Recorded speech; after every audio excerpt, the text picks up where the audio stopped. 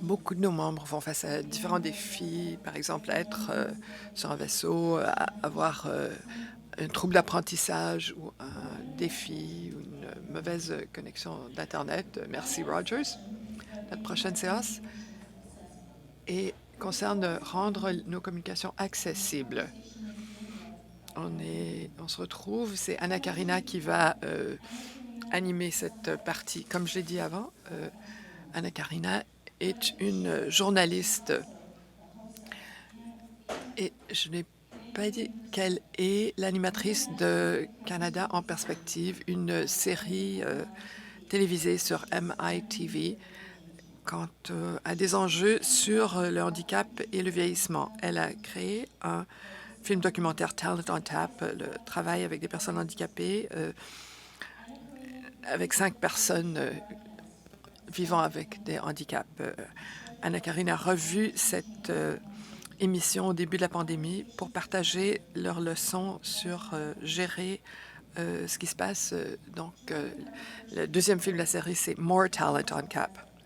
Avec nous, aujourd'hui, en mode virtuel, nous avons Joël Dazé, qui a travaillé en tant que consultant bilingue avec PPRC, Performance Based Rehabilitative Care. Il occupe le rôle d'employeur liaison, donc des soins en réadaptation. Il facilite des séances sur la conscientisation quant au handicap. Avec sa compagnie PPRC, il collabore avec une équipe de praticiens pour trouver du travail aux gens qui cherchent des emplois, des gens vivant avec des handicaps dans l'Est de l'Ontario. C'est une entreprise qui avait été fondée par Linda Sampson et a eu des résultats positifs pendant 28 ans dans l'Est du Canada. Joel a des problèmes de vue.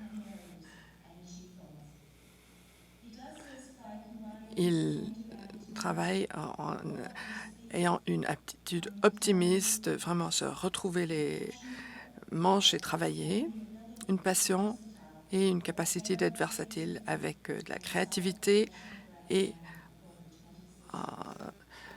une carrière professionnelle de plus de 26 ans. Bienvenue, Joel.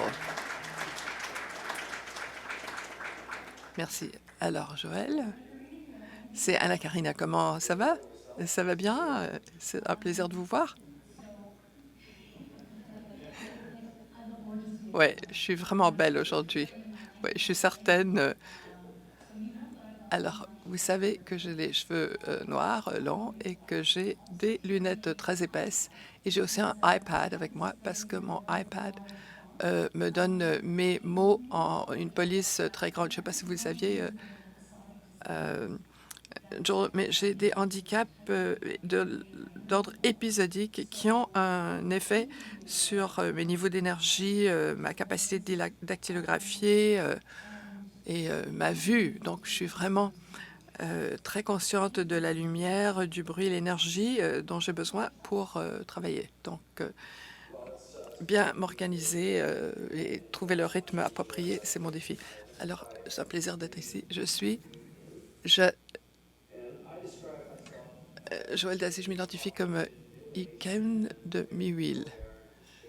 Alors, je n'ai pas de cheveux, je me suis rasé la tête aujourd'hui, j'ai une petite barbe qui est brune-grise, j'ai une chemise noire, j'espère qu'elle est noire, et une cravate avec du rouge et d'autres couleurs. Et je vais vous montrer, j'ai un ami ici que je vais vous montrer.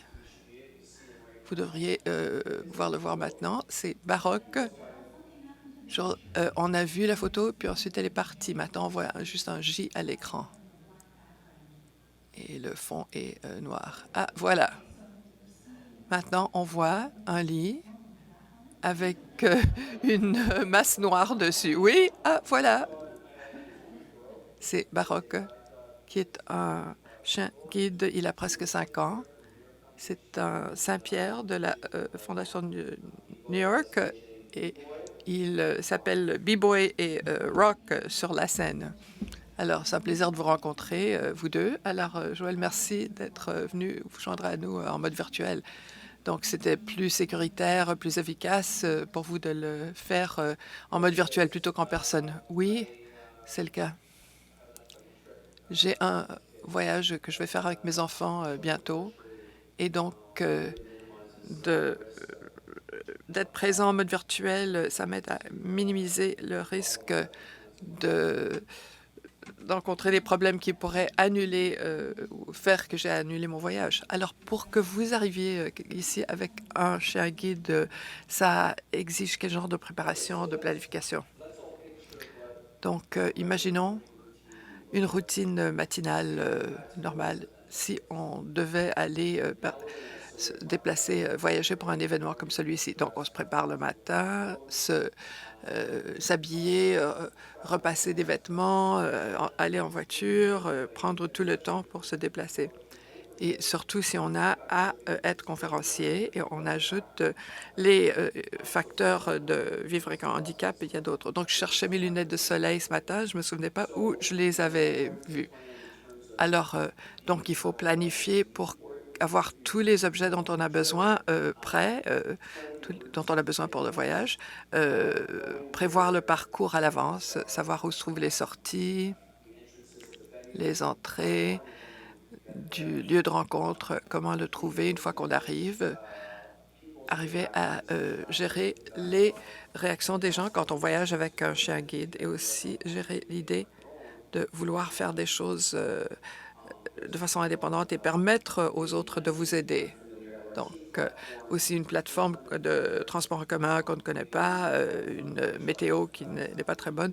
Le téléphone n'a pas été chargé et ne fonctionne plus à mi-chemin. Ça pourrait arriver à tout le monde, mais parce que je suis malvoyant, j'ai des obstacles supplémentaires, du stress, le temps, la navigation. Quels sont certains obstacles physiques?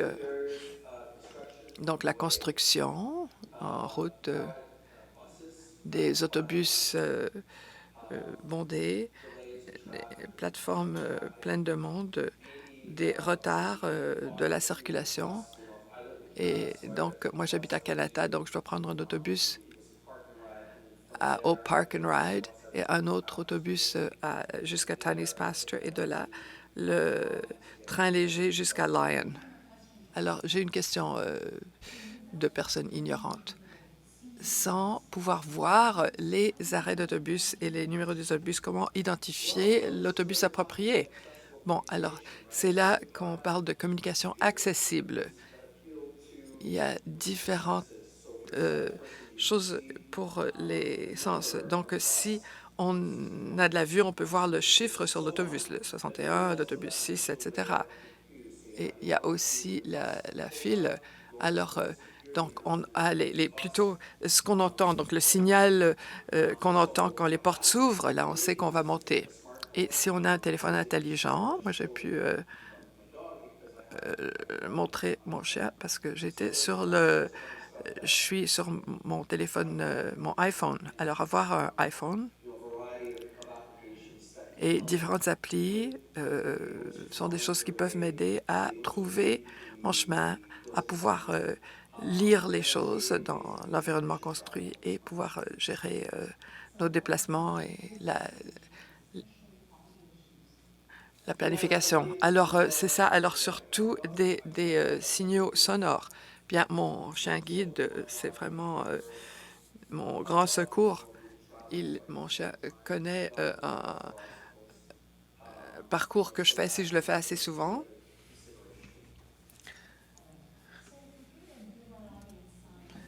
Alors, on est ici pour donner des conseils aux gens dans la salle sur comment rendre les communications plus accessibles. Quels sont des facteurs importants? Alors, première chose, c'est comprendre ce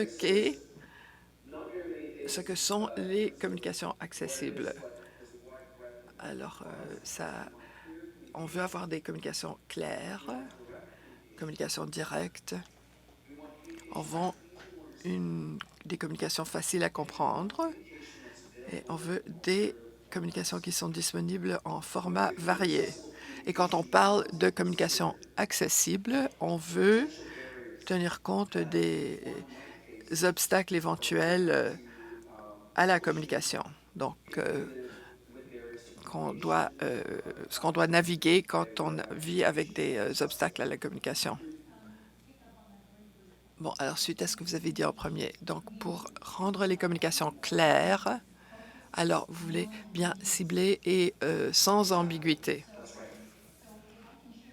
Donc, si par exemple, j'ai eu une collègue qui était autiste. Elle a besoin que tout soit très, très clair dans les courriels. Ça doit être présenté en points successifs. Et ça, c'est facile. Dans mon courriel, je lui ai demandé, est-ce que vous voudriez peut-être tenir compte de ceci? Mais je n'ai jamais eu de réponse parce qu'elle était en train d'y réfléchir plutôt. Est-ce que vous voulez penser à cela? Donc, elle y pensait. Alors moi, je cherchais à être polie plutôt que de lui donner des instructions bien claires pour lui dire, alors laissez tomber ceci et faites ceci à la place. Donc, c'est ma politesse pour dire, ah, vous pourriez peut-être envisager faire ceci. Mais elle a fait ce que je lui ai demandé de faire. Elle a juste envisagé, mais elle n'est pas passée à l'action. Donc, cet élément de communication qui n'est pas ambigu, c'est très vrai pour moi. Alors, il y a l'élément d'abstraction. Il y a aussi la possibilité que quelqu'un pourrait interpréter quelque chose de façon très littérale, vraiment au mot à mot. Et ça, c'est probablement une qualité qui arrive souvent avec quelqu'un qui vit avec l'autisme. Par exemple, en anglais, on dit It's raining cats and dogs. Il pleut des chiens et des chats. Ou j'ai perdu la tête, par exemple. On comprend ce que ça veut dire, mais ce n'est pas tout le monde qui pourra comprendre cela clairement. Ce sont des images, voilà comment on explique des choses, une façon rapide de communiquer, mais ça peut être un obstacle pour certaines personnes. Et une autre chose à ajouter à cela, c'est dans la formulation ou dans les choses auxquelles on fait allusion. Il faut se souvenir que si on fait référence à quelque chose qui est fondé sur quelque chose qui est arrivé dans l'expérience d'une génération particulière, quelqu'un d'une autre génération comprendrait pas. Par exemple, si je vous disais, Joel, ah, vous avez des belles lunettes de soleil de Terminator. Oui, moi, je pourrais comprendre, mais quelqu'un d'autre de notre génération pourrait ne pas le comprendre. Donc, il y a le contexte culturel est important aussi. Alors, de la clarté, ça doit être clair. Et quoi d'autre? Il y a certains principes dont on peut tenir compte.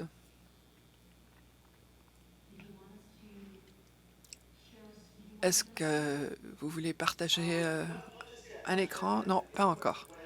Ce que j'aimerais faire, si on pense aux communications accessibles, il y a le pourquoi.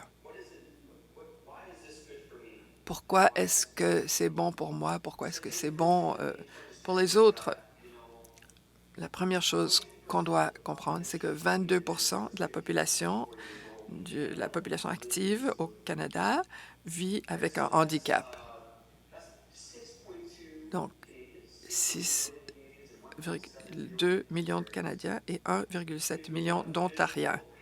Si on veut une image visuelle, pensez à la population ensemble de Saskatchewan, du Manitoba et de l'Alberta. Pour ceux d'entre nous qui parlent côté argent, qu'est-ce que ça veut dire? Donc, ça représente 54 milliards de dollars de personnes qui vivent avec des handicaps, comme Anna-Karina et moi-même. Et si vous amenez ça aux amis et la famille, ça remonte à quelque chose comme 300 milliards de dollars. Alors, voilà le contexte.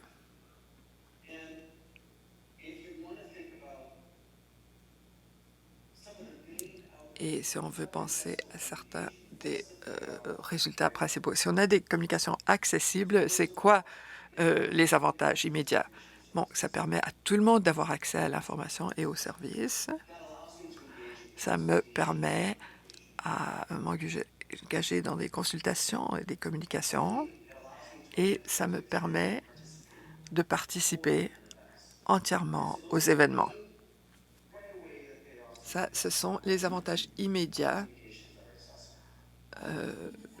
de communication accessible. Alors, je vais ajouter, selon le Forum économique mondial, les stratégies commerciales qui tiennent compte des handicaps sont essentielles parce que ça donne une augmentation de revenus de 28 des marges de profit de 30 de plus. Et je crois que quelque chose qui est important pour les organisations. Donc, d'avoir une stratégie qui inclut le handicap veut dire de meilleure acquisition de talents pour la prochaine génération. Alors, aujourd'hui, on a des problèmes pour attirer des employés, des talents. Alors, si vous avez une stratégie, ou si vous attirez des gens vivant avec des handicaps, ce sont des gens qui vont travailler pour vous plus longtemps, une meilleure rétention. Alors, on sait que le temps est un facteur important pour les personnes vivant avec des handicaps. Ces gens ont besoin de plus de temps pour comprendre et préparer une réponse. Donc, pour une réunion, c'est important de donner un préavis à l'avance ou d'avoir une réunion régulièrement et en plus d'envoyer le matériel à lire plus tôt parce que les gens peuvent les mettre sur le lecteur d'écran ou lecteur à écran, transformer cela dans le format où leur information sera accessible. Et pour des gens qui ont besoin de plus de temps pour réfléchir et organiser ces informations, ça leur donne plus de temps. Et donc, ça aussi, ça vous donne une réunion qui peut être plus rapide, plus courte, parce que les gens arrivent déjà prêts. Est-ce que vous avez quelque chose à ajouter, Joel? C'est très important d'avoir les documents disponibles avant la réunion en mode qui peut être accessible. Alors, on a vécu dans un mode virtuel depuis les derniers 27-28 mois. Et donc, on devient plus conscient de nos pratiques pour les réunions accessibles dans le contexte virtuel. J'aimerais partager avec vous quelques meilleures pratiques pour des communications accessibles, donc pour les réunions virtuelles accessibles. Alors, pendant que Joel cherche à partager son écran, une des choses que j'ai remarquées, c'est de plus en plus de gestionnaires du recrutement et de l'embauche tiennent compte du fait que la préparation à l'avance est importante pour recruter des candidats. Donc, certains gestionnaires envoient les questions qu'ils vont poser dans l'entrevue jusqu'à 20 minutes à l'avance. Ils voient ça comme un moyen de réduire le niveau de stress. C'est pas tout le monde qui peut réagir rapidement. Ça peut causer du stress, surtout des gens qui ont des handicaps neurologiques ou cognitifs ou des handicaps de troubles d'apprentissage. Alors, donc, en envoyant ça à l'avance, ça élimine un des obstacles.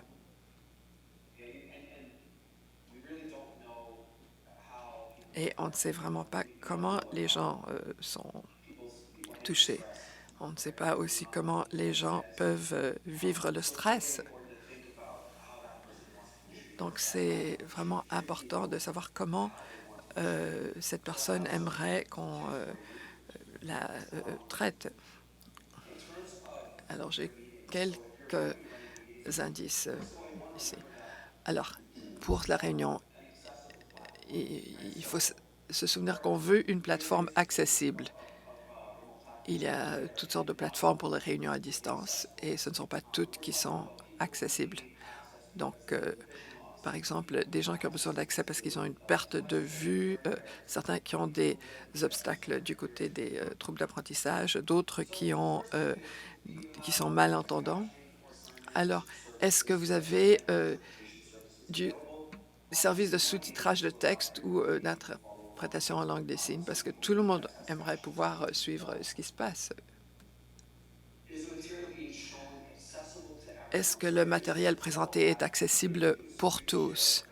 Si on fait un partage d'écran, ça, c'est quelque chose qui se fait le moment même. Alors, il n'y aura pas de sous-titrage, à moins que ça soit fait à l'avance ou qu'il y ait une description de ce qui se passe ou que les documents soient partagés à l'avance. Donc, combien d'entre vous ont déjà été présents à une réunion où quelqu'un partage l'écran, mais c'est vraiment tout petit, on ne peut pas lire ce qui est à l'écran? Oui, beaucoup de gens ont levé la main. Alors, on a déjà parlé de rendre les documents disponibles à l'avance. Gardez vos caméras allumées lorsque vous parlez. Donc, des gens qui ont des problèmes d'ouïe peuvent lire les lèvres. On va s'assurer qu'il y a de bonnes conditions d'éclairage pour que les gens puissent suivre. Et en même temps, cherchez à ne pas vous présenter ou vous mettez dans une situation où il y aura des reflets ou si vous êtes devant une fenêtre avec... alors, qu'il n'y ait pas de la difficulté à voir la personne qui est là. Si moi, j'ai une fenêtre derrière moi, c'est comme quand on prend une photo. Alors, la même chose arrive, on ne voit plus mon visage. Et aussi, si on a un fond d'écran très chargé, même si vous êtes bon à la plage ou dans la jungle, les couleurs à l'arrière peuvent parfois effacer les traits d'un visage. Et ça peut être un problème. Alors, on veut rehausser le contrat. Alors, si moi, j'ai la peau de couleur claire, je porte des vêtements de couleur foncée. Et si j'ai une peau couleur foncée, je veux avoir des vêtements plus pâles. Alors, si on a la peau pâle et les vêtements pâles, on voit moins les traits de mon visage.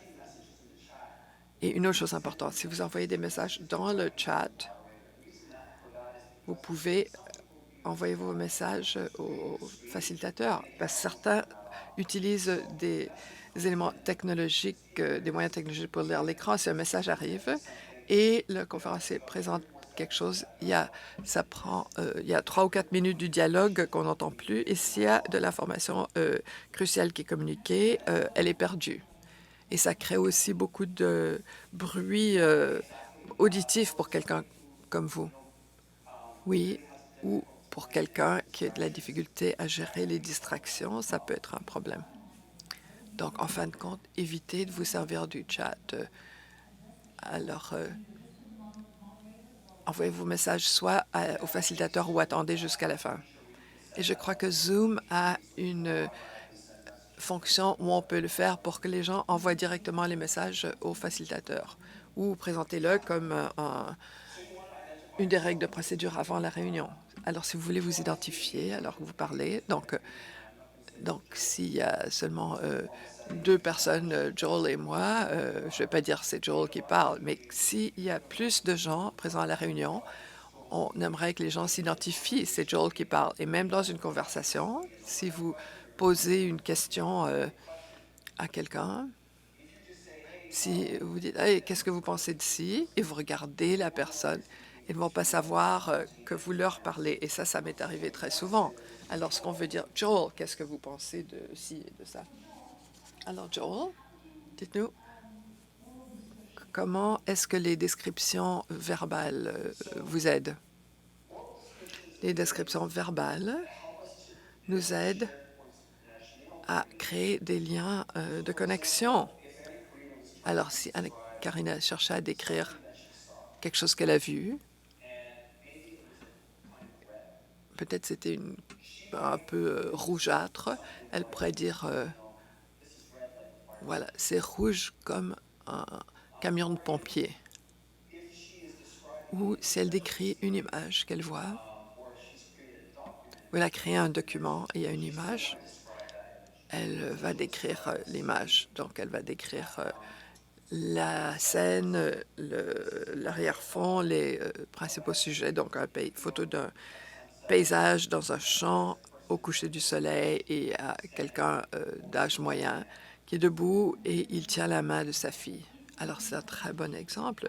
Si on fait des exposés, on a des PowerPoints avec des tableaux ou des graphiques ou des images, c'est une bonne idée de donner cette description visuelle à l'avantage de tout le monde. Ce n'est pas tout le monde qui pourra voir l'écran, qui soit aveugle ou qui ait d'autres problèmes. Et ça ne prend pas beaucoup de temps.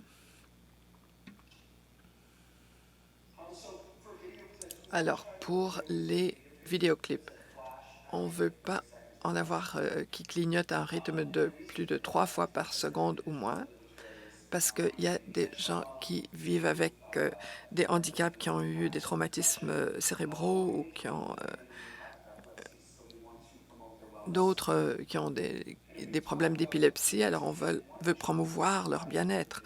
Alors, pour les vidéos, on veut qu'il y ait du sous-titrage pour les vidéos, si possible.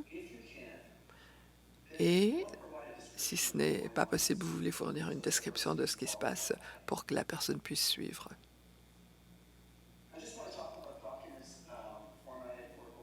Alors, je veux parler des documents qui sont fournis à l'avance. Si quelqu'un ne peut pas lire un document, on veut offrir des formats alternatifs. Par exemple, le texte électronique, le format audio. Par exemple, on est dans une réunion, on peut enregistrer la réunion. Le langage clair et simple, braille. Ce sont des genres de documents dans format alternatif qui vont bien desservir les besoins des participants.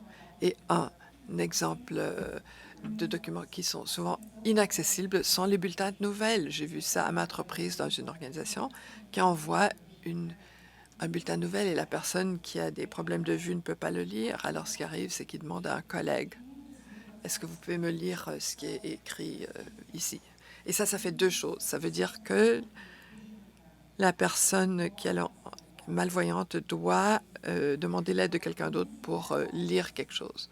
Donc, c'est un public que vous n'avez pas rejoint et vous avez fait qu'ils doivent demander à quelque chose d'autre. Alors, vous avez pris... il faut du temps supplémentaire pour le collègue qui est malvoyant et la personne qui l'aide. Alors, vérifiez que toutes vos communications à l'interne, que ce soit des bulletins de nouvelles, des gabarits, vérifiez le degré d'accessibilité que vous avez. Je me demande si je peux vous faire une démonstration. J'ai des documents ici qui sont accessibles et inaccessibles et on peut parler de ces points plus subtils si je peux partager mon écran. Est-ce que ça va? Oui, allez-y. Voilà, je vais partager mon écran. Alors, Joel, comment est-ce que vous pouvez naviguer votre clavier sans pouvoir voir? Je me sers de JAWS, Jobs Access with Speech. C'est un lecteur d'écran. Là, je vais vous montrer. Alors, JAWS vous parle dans votre écouteur dans l'oreille alors que vous nous parlez.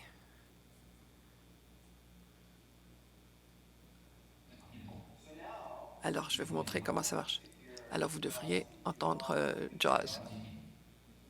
Est-ce que vous l'entendez?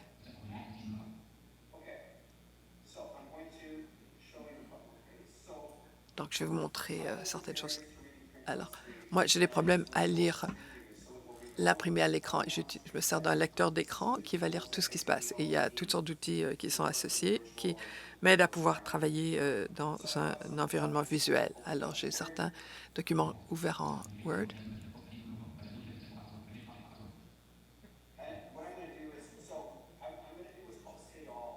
Alors, je vais faire... John, on ne voit plus votre partage d'écran.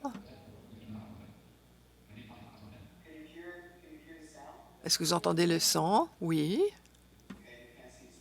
Et vous ne voyez pas l'écran?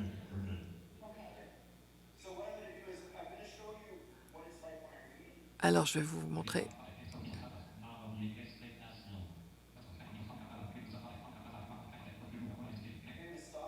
Bon, je vais l'arrêter là. Joel, alors, le public est très admiratif. Alors maintenant, je vais ralentir ce que Joel dit pour que vous puissiez comprendre. Je lis rapidement parce que toute l'information que j'entends est offerte par une voix, un mot à la fois. Alors, puisque ça me prend beaucoup de temps, j'accélère le rythme. Voici, j'ai un tableau devant moi, projet de rénovation. Vous voyez ici que le titre est en majuscule. Donc, la meilleure pratique selon l'Institut national pour les aveugles, c'est ne pas se servir de majuscules ou d'italique. Et l'autre chose, si vous regardez mon tableau, je ne sais pas quelle apparence ça a, mais si je l'ai fait sans propriété, vous voyez que le rebord est très pâle et que le texte est en bleu à l'intérieur. Est-ce que c'est le cas? Oui. J'ai besoin de beaucoup de contraste et j'ai besoin de voir les lettres en très grand, donc je ne peux pas vous le dire. Donc, ce n'est pas un document accessible, pas pour moi en tout cas. Alors, je crois que c'est un très bon exemple pour le public ici, que l'outil dont vous avez besoin pour l'accessibilité, pour que vous puissiez absorber de l'information, c'est très différent des outils dont moi j'ai besoin. Joel se sert de raccourcis à l'écran et un lecteur d'écran. Moi, je m'en sers pas. Je peux me servir de ma souris et je prends le contraste élevé et je peux mettre les textes en caractère gras et j'ai une fonctionnalité où je peux lire le texte. Alors, les handicaps varient beaucoup. Alors, on ne doit pas supposer que si vous faites satisfaire les besoins de Joel, tout sera accessible. Il y a tout, ce n'est pas le cas. Et en le faisant, l'accessibilité est quelque chose qui est à l'avantage de tout le monde, que ce soit votre grand-mère, un nouvel arrivant, quelqu'un qui est à faible degré d'alphabétisation. Ici, ce n'est pas accessible. Voici, je vais choisir un document accessible.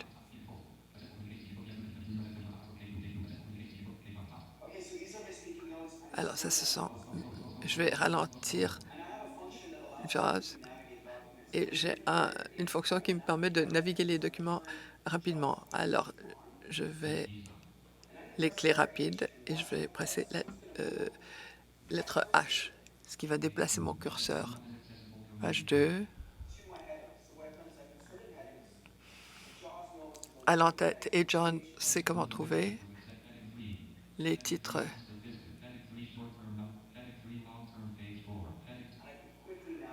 Donc, je peux naviguer à l'intérieur de mon document. Je peux aller chercher une liste. Il y a une liste de toutes mes rubriques. Et ça m'amène là où je veux être dans mon document. Donc, si je l'ai fait,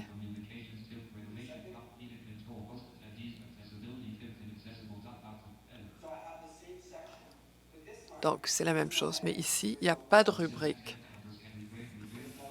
Il n'y a rien.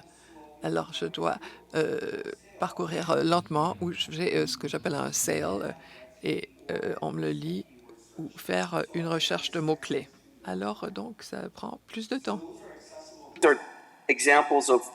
Donc voilà quelques exemples de ce à quoi un document accessible ressemblerait et aussi un document inaccessible. Donc vous avez vu les différences. Donc il y a d'autres éléments. Si vous ajoutez des images, vous devez utiliser le texte alternatif et puis décrire ces images-là. Donc Joël, vous avez parlé de alt text, qui est une fonctionnalité qui s'utilise beaucoup plus de nos jours si vous êtes sur Facebook, Instagram ou LinkedIn. Si vous insérez une image, vous verrez une fonction apparaître qui dit Alt Text et cette fonctionnalité vous permet d'insérer une description de votre image. Donc, nous vous encourageons toujours à utiliser cette image-là parce que cela rendra votre publication plus accessible. Donc, mais ne dites à personne que c'est Joël qui vous l'a montré, hein. Quand même, vous paraîtrez ridicule. Donc, il est plus facile pour vous de faire évaluer votre communication par quelqu'un qui a un handicap. Ce n'est pas aussi facile de le faire, mais il est toujours important d'avoir quelqu'un qui a une vision faible, quelqu'un qui utilise un lecteur d'écran ou qui a des difficultés cognitives, au niveau cognitif. Donc, En fait, ce que j'aimerais vous dire, c'est de vous assurer que vous avez testé votre communication avant de la publier parce que très souvent, j'ai vu des vidéos, des produits, des contenus et même des événements qui ont été planifiés et où des personnes qui sont sans handicap disent c'est accessible parce que nous avons mis une rampe, par exemple. Ce n'est pas le cas. Posez la question à ceux que vous servez en premier et puis ça vous permet de sauver du temps plus tard. Donc, en fait, des principes généraux quand vous parlez d'une communication accessible. Donc, j'ai un principe, donc réfléchissez, posez la question et puis trouvez des accommodements. Donc là, ça prend en compte tous ces aspects-là. Vous tenez en compte votre public, vous réfléchissez aux barrières potentielles, vous tenez compte du contenu du message, vous réfléchissez à la capacité de la personne de recevoir le message, de le traiter et de recevoir ces informations-là. Si vous me demandez, je vais dire que si vous faites tout cela, vous avez fait un long chemin. Donc là, si vous me posez la question de quoi ai-je besoin pour que votre communication soit claire pour moi, et donc c'est à ce moment que vous vous rendez compte que si vous produisez une communication inaccessible, vous ne pouvez pas savoir ce que vous ignorez. Donc ce n'est pas quelque chose qui va rester de votre côté. Donc très souvent, donc, des fois, on va s'excuser, on va dire, ben, excusez-moi, mais votre communication n'était pas suffisamment accessible. Donc, nous vous prions tout simplement de comprendre souvent d'où vient cette personne. Ce n'est pas une attaque qui est dirigée vis-à-vis de vous. Donc, juste essayer de se mettre à la place de cette personne-là. Donc, j'ai également parlé de d'essayer de changer sa perspective. Est-ce qu'il y a moyen pour vous de changer peut-être le format ou le formatage du message ou changer la façon dont le message va être livré, même si c'est une communication verbale? Donc, trouver des accommodements, nous en avons déjà parlé un tout petit peu, mais une fois de plus, si vous mettez des mesures d'adaptation pour les besoins d'une personne, vous le faites pour plein d'autres personnes. Des fois, des mesures d'accommodement ne prennent pas tant que ça de ressources. Des fois, ça demande juste un peu de réflexion et de demander, poser des questions à des personnes qui ont de l'expérience dans le domaine ou bien dans le domaine, ou bien d'aller en ligne et mener quelques recherches. Donc, voilà quelques principes généraux sur lesquels vous pouvez vous appuyer pour rendre vos communications plus accessibles. De plus, c'est toujours une bonne pratique d'avoir un mécanisme de rétroaction. Donc, lorsque vous avez créé un mécanisme et distribué, dans le cadre de la distribution, euh, posez toujours la question aux gens, comment est-ce que vous trouvez cette communication? Est-ce qu'elle a été suffisamment accessible? Joël, est-ce qu'il y a d'autres choses avant que je ne passe à la séance questions-réponses? En fait, en ce qui concerne la démographie des personnes avec handicap, nous allons vous envoyer dans vos documents suite à cette conférence, vous allez avoir quelques statistiques sur les personnes avec des handicaps.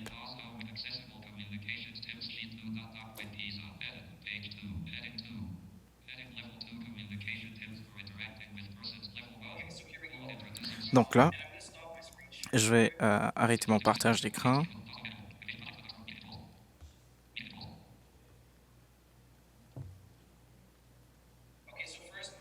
Alors, pour commencer, nous allons prendre en compte différents individus avec différents types de handicaps, des handicaps au niveau de la communication, des difficultés au niveau intellectuel, des difficultés physiques aussi. Donc, commencez par vous présenter, puis poser la question. Et je pense qu'il est toujours important, on a parlé de s'identifier, d'identifier qui est en train de s'exprimer et puis utiliser un débit normal. Ce n'est pas parce que je vis avec une perte visuelle que ça signifie forcément que j'entends bien. Donc, en même temps, de la même façon que quelqu'un qui a des problèmes auditifs, ça ne veut pas dire que vous devez crier ou parler trop fort. Donc, par exemple, si vous parlez au travers d'un interprète, en fait, vous ne devez pas regarder l'interprète, mais plutôt moi, parce que c'est à moi que vous vous adressez. Donc, Donc, parfois, je m'en vais au conseil, dans un conseil avec mon chauffeur et que les gens s'adressent à moi. Ce n'est pas à mon chauffeur qu'on s'adresse, mais plutôt à moi. Donc, et puis, également, ne pas interrompre une personne avec un handicap quand la personne prend la parole. Parce que des fois, on veut terminer la pensée, le fil de la pensée de quelqu'un parce qu'on veut que la personne comprenne, qu'on comprend ce que la personne essaye d'exprimer, mais non. Ne faites pas semblant non plus avec ces personnes d'avoir compris alors que vous n'avez pas compris. Vous pouvez toujours poser des questions, demander des clarifications et si ça ne marche pas, vous pouvez trouver un moyen alternatif de communiquer et puis vous pouvez leur poser la question aussi et puis écouter attentivement, parler clairement et puis vérifier toujours de savoir que vous vous êtes fait bien comprendre. Vous devez également chercher à confirmer auprès de la personne si la personne a compris de quoi la communication, de quoi il était question dans la communication. Également, évitez de surcharger la personne avec trop d'informations à la fois. Si vous envoyez un message texte et que vous envoyez trop d'informations, peut-être qu'il est préférable d'envoyer ce message-là par courriel, parce que les messages textos, on s'entend, c'est pour les messages courts. Donc, je pense qu'à ce moment, vous aurez la possibilité de mieux formuler votre message et puis la personne pourra prendre le temps qu'il est nécessaire pour lire votre courriel. Utiliser des termes concrets, mais si vous discutez avec quelqu'un qui, selon vous, pourrait avoir des barrières intellectuelles ou de lecture, vous n'avez pas besoin de compliquer. Vous n'avez pas besoin non plus de leur donner l'impression que vous les infantilisez en simplifiant peut-être trop votre message au point où ils ont l'impression que vous pensez vous adresser à un enfant. Donc également, le choix des sujets est important. Donc, je pense que cela permet d'analyser différents types de barrières en ce qui concerne la communication efficace. Et voilà donc quelques bonnes pratiques que vous pouvez prendre en compte pour améliorer vos communications. Merci, Joël. Je pense on a encore quelques minutes pour prendre des questions. Je pense qu'on a un expert en accessibilité ici et quelqu'un qui a du vécu également. Donc, il sera heureux de répondre à vos questions.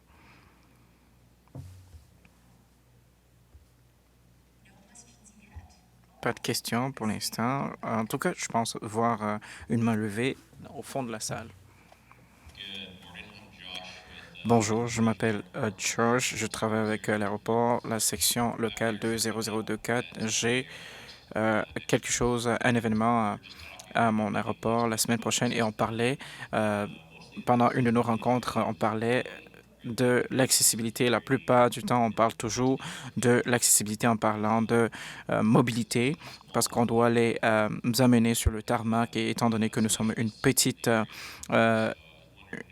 section locale, nous n'avons pas énormément de considération en ce qui concerne les accommodements. Je ne savais pas si vous pourriez nous aider. Donc, par exemple, quand vous parlez d'amener les gens sur le tarmac, est-ce que vous parlez des personnes qui ont des barrières ou la population générale? Personnes qui ont des problèmes comme des problèmes de mobilité et qui ont besoin d'aide. Donc, par exemple, avec des fauteuils roulants, des gens qui ont des problèmes de mobilité. Donc, ma première idée serait d'avoir peut-être une porte séparée à part entière où vous pouvez ramener ces personnes. Ça pourrait être une porte un peu plus éloignée ou je pense par exemple quand je prends le bus, je demande je demande toujours je demande toujours à rentrer en avance pour ne pas avoir l'impression qu'il y a peut-être 30 personnes derrière moi qui attendent également et que mon handicap fait perdre du temps à tout le monde. Donc, je fais en sorte qu'il me fait rentrer sur le bus peut-être 10 minutes à l'avance pour que les gens puissent rentrer tranquillement dans le bus également. J'aimerais ajouter également que des fois, vous pourriez stationner également des gens à ces portails-là et les former pour qu'ils puissent aider ces personnes avec des handicaps. Donc, également, on va essayer d'avoir du personnel pour aider ces personnes-là. Et puis, nous avons également des problèmes d'accès à la sécurité et puis la suggestion justement d'avoir un accès séparé pour ces gens-là, pour qu'ils puissent, ces personnes-là, pour qu'elles puissent avoir accès à différents endroits tranquillement. Oui, c'est une bonne suggestion, merci. Est-ce que vous avez également certains endroits où vous pourriez Vous pourriez, par exemple, je ne sais pas si on en a parlé, mais parce que la dernière chose que vous voulez avoir, par exemple, c'est de mettre les gens qui ont une visibilité faible à l'arrière. Donc, vous devez vous assurer que ces personnes sont placées en endroit où elles peuvent bien voir. Donc, voilà tout. Merci.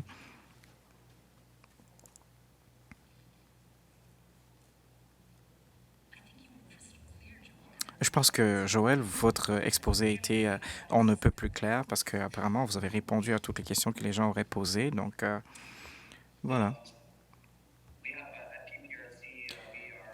Nous avons Nous sommes un prestataire de services, donc nous aidons les personnes vivant avec un handicap à trouver, par exemple, du travail et à accéder à certains services. Donc, la plupart, les candidats qui connaissent des difficultés dans leur emploi, qu'est-ce qu'on fait? Est-ce qu'on les aide? On les sensibilise et puis on communique avec les candidats potentiels qui recherchent un emploi.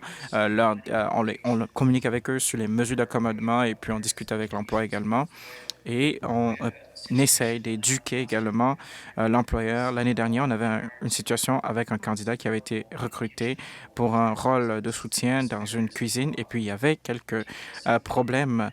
Et donc, qu'est-ce qu'on a fait? On a organisé une séance de sensibilisation et on a organisé des formations et il y avait des problèmes de communication parce que la personne vivait avec un handicap assez sérieux. Donc, après 3 heures de temps passé avec l'employeur, on a pu... Joël, pouvez-vous vérifier votre micro parce qu'on vous a perdu. On a perdu votre son pendant quelques secondes. Oui, nous pouvons vous entendre maintenant. Donc, à quel moment est-ce que c'est écoute? Donc, vous avez dit que la personne avait du mal à manipuler le lave-vaisselle. Et puis, qu'est-ce que vous avez fait? Donc là, on a travaillé avec l'employeur à le former, puis on a mis sur pied un plan de communication. Et ce que cela a pu faire, c'est que ça a permis à cette personne de pouvoir travailler, de se faire comprendre. Et cette personne travaille à temps plein encore à ce poste. Et tout cela parce que nous avons pris du temps et puis l'employeur a été assez ouvert et réceptif à ces changements qu'il fallait apporter au milieu de travail. Donc, merci d'avoir soulevé ce point-là parce que souvent, quand on parle de problèmes d'accessibilité, on a souvent l'impression que c'est une tâche tellement difficile. Oh mon Dieu, ça va coûter beaucoup d'argent. Il va falloir tout traduire en braille pour que soit accessible à certaines personnes. On a l'impression que c'est tellement difficile.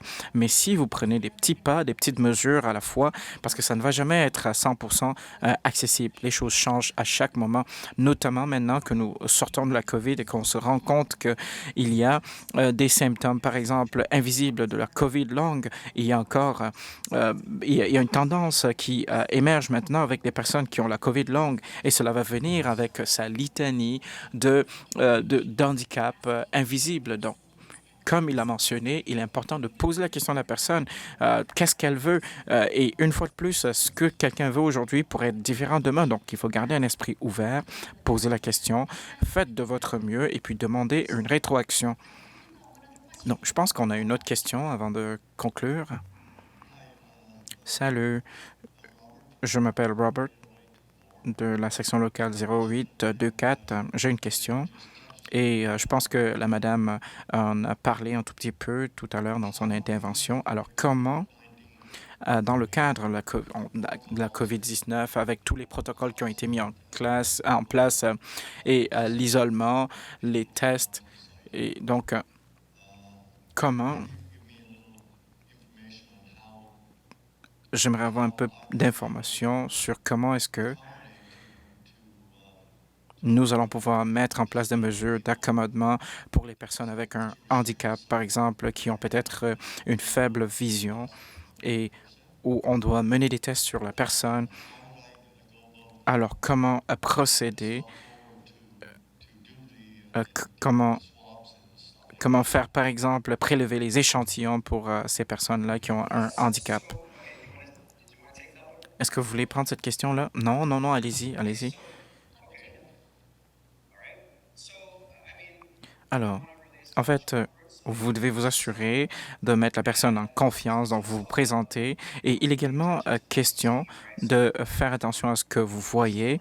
Si vous voyez quelqu'un comme moi, par exemple, et que vous voulez effectuer un test, je suis dans une salle avec vous, vous dites tout simplement, je m'appelle telle ou telle personne, et que vous me dites, je suis à votre droite, je vais toucher à votre épaule, et puis je vais ramener cet écouvillon ou cet instrument de prélèvement dans votre bouche. Donc là, vous êtes non seulement en train de me demander, vous êtes aussi en train de m'informer de ce que vous allez faire. Il est important de ne pas directement procéder à faire des choses sans donner de l'information à la personne parce que la personne ne sait pas exactement ce qui se passe. Donc, une fois de plus, je suis une personne qui vit sans la vue. Si je suis dans le bureau d'un médecin et puis le médecin elle se rapproche de moi avec une aiguille et que je n'ai aucune idée qu'il se rapproche de moi avec une aiguille, ça me fera peur. Donc, vous devez vous assurer, et c'est ce qui me fait peur dans les hôpitaux, parce que les gens font ces choses-là et ne vous disent pas, ne vous préparent pas l'esprit.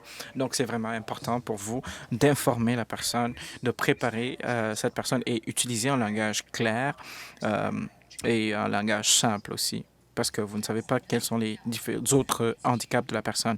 Donc, pour capituler,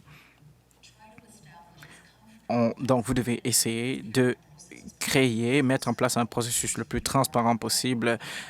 Présentez-vous, informez la personne de ce que vous voulez à faire, et parce qu'il y a énormément de personnes, non pas seulement les personnes avec perte de vue, mais il y a des personnes qui sont médicalisées et puis qui ont une hypersensibilité à certaines parties de leur corps. Donc, vous devez avoir conscience de cela. Est-ce que cela répond à votre question? D'accord. Joël, je pense qu'on est à court de temps. Donc, pour cela, Joël, j'aimerais vous remercier. Merci pour tout le retour que vous me donnez toujours sur mes documents et mes PDF. Merci beaucoup. Bienvenue. Donc, et profitez bien de vos vacances et prenez soin de vous. Merci tout le monde. Merci et je vous souhaite de profiter du reste de votre conférence. Je l'ignore, mais vous avez eu des applaudissements, un tollé d'applaudissements du public. Merci beaucoup. Ça me va droit au cœur. Merci. Merci, Joël.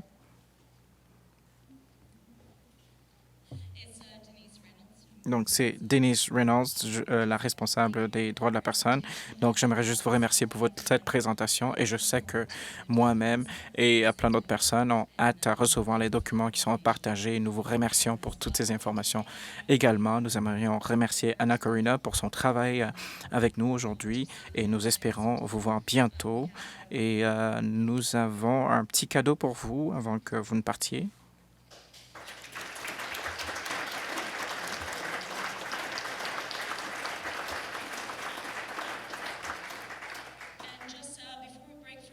Et avant de nous séparer pour le repas, 1 heure et demie, nous avons une politique sans odeur ici pour la conférence, ainsi que pour notre élément. S'il vous plaît, évitez toutes sortes de parfums ou de senteurs dans le cadre de cette conférence. Pour ceux d'entre vous qui aimeraient soumettre des réclamations pour les voyages et déplacements, vous devez le faire au plus tard à 2 heures et demie aujourd'hui. Profitez de votre dîner et on se retrouve dans la salle à 1 heure et demie, s'il vous plaît. Bon appétit.